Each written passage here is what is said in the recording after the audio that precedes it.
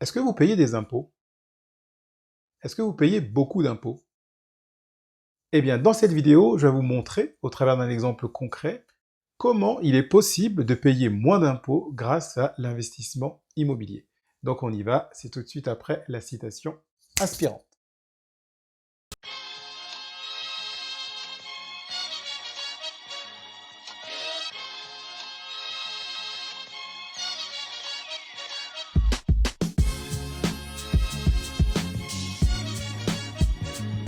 Alors, avant de rentrer dans le vif du sujet, je vous invite à faire les deux actions suivantes. La première, c'est de vous abonner à la chaîne en cliquant sur le bouton qui se trouve sur la vidéo ou juste en dessous. Ainsi, vous serez sûr d'être averti lorsque je publierai une prochaine vidéo. Et la seconde action, donc si vous êtes nouveau sur la chaîne ou si vous démarrez dans l'investissement immobilier, je vous invite fortement à cliquer sur le premier lien qui se trouve dans la description pour que vous puissiez avoir accès à votre cadeau de bienvenue. Donc ce cadeau de bienvenue est un pack de formation, le pack Immo Starter. Donc j'ai créé ce pack spécialement pour vous, pour que vous puissiez réussir votre premier investissement immobilier rentable. Donc pour info, ce pack de formation est 100% offert pour l'instant. Donc je vous invite vraiment à cliquer sur le lien pour que vous puissiez y avoir accès gratuitement. Alors, comment faire pour payer moins d'impôts grâce à l'investissement immobilier? Donc ce que je vais faire, je vais vous donner la solution tout de suite. Alors voici la solution. Il faut investir en nom propre, régime réel, et utiliser le mécanisme du déficit foncier. Donc, investir en nom propre, c'est-à-dire que là, nous sommes dans le régime fiscal de la location nue. D'accord? Alors, le déficit foncier, qu'est-ce que c'est? Je vais faire un bref rappel. Lorsque vous investissez dans l'immobilier et que vous percevez du coup des revenus locatifs, d'accord, et que vous avez acheté un bien que vous mettez en location nue, eh bien les revenus locatifs que vous percevez, fiscalement, on les appelle les revenus fonciers.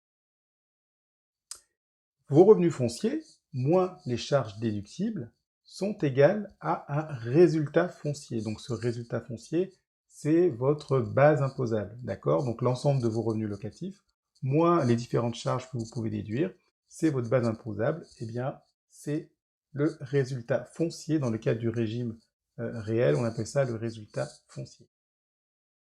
Si ce résultat est positif, ça fait que vous avez une base imposable qui est positive, donc on appelle ça le bénéfice foncier.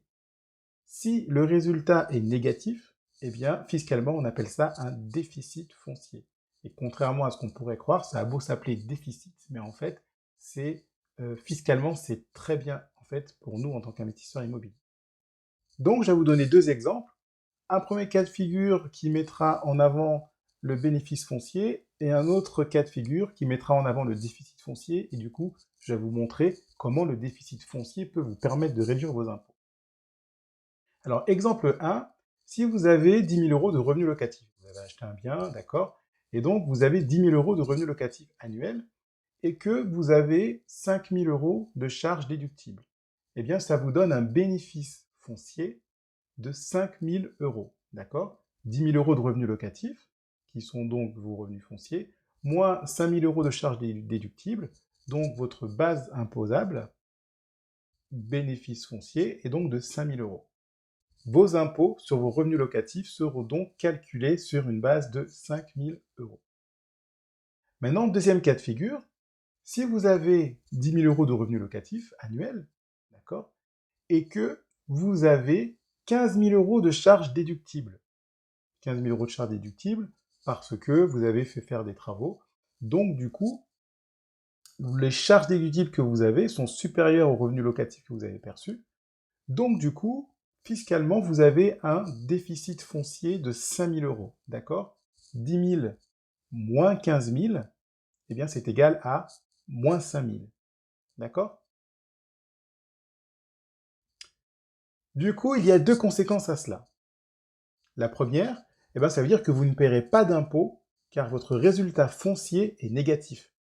10 000 euros de revenus locatifs, donc qui est votre base imposable, moins 15 000 euros de charges déductibles, qui comprennent les travaux, on arrive à moins 5 000 euros, le résultat est donc négatif. Donc vous n'allez pas payer d'impôt parce que votre résultat est négatif, vous êtes en déficit foncier, donc pas d'impôt sur vos revenus locatifs. D'accord? Mais ce qui est bien, la deuxième conséquence, c'est que ces 5 000 € de déficit foncier, eh bien, ils vont venir en déduction de votre résultat imposable d'impôt sur le revenu. D'accord?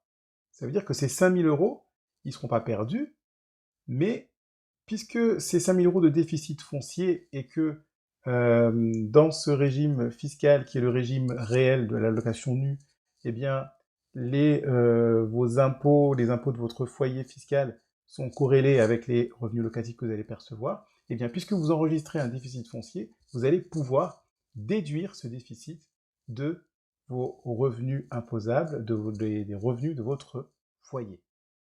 Du coup, par exemple, si votre revenu personnel imposable est de 30 000 €, d'accord, eh bien les 5 000 € de déficit foncier, ils viendront réduire votre revenu fiscal de référence. Ça veut dire que vos impôts sur le revenu ne seront plus calculés sur 30 000 € mais sur 25 000 €. Donc, par conséquent, puisque ce déficit foncier vient réduire votre base imposable de vos revenus de salaire, vos revenus personnels, eh bien, cela diminue vos impôts. Donc, voilà comment vous pouvez réduire vos impôts personnels grâce à l'immobilier et notamment au mécanisme du déficit foncier. Donc, ce qu'il faut savoir, c'est que ce déficit foncier, il peut réduire vos impôts personnels la première année, c'est-à-dire que toi vous avez acheté un bien immobilier et que vous déclarez l'année d'après. Donc la première année de déclaration, ça peut réduire vos impôts personnels. Et il y a une limite, c'est-à-dire que il y a une limite qui va jusqu'à 10 700 €. C'est-à-dire que si vous avez un déficit foncier jusqu'à moins 10 700 €, eh bien vous allez pouvoir déduire 10 700 € donc de vos impôts personnels, de la base, d'accord, de la base imposable de vos impôts personnels. Sachant que si le déficit foncier est supérieur à 10 700 €, eh bien c'est une somme que vous pourrez déduire de vos revenus locatifs l'année d'après. On arrive à la fin de cette vidéo, je vous remercie d'avoir suivi jusqu'au bout. Je vous invite à clapper la vidéo, donc commentez-la, dites-moi ce que vous en avez pensé. Je vous invite à la liker si vous l'avez aimé, abonnez-vous à la chaîne si vous ne l'avez pas encore fait, et surtout, partagez la vidéo si vous pensez qu'elle pourrait être utile à quelqu'un de votre entourage. Pour la prochaine vidéo, je vais vous parler de 10 choses que vous pouvez réduire de vos revenus locatifs. Donc d'ici là, portez-vous bien, je vous dis à très très vite pour la prochaine vidéo, et n'oubliez pas que vous avez de la valeur. À très vite.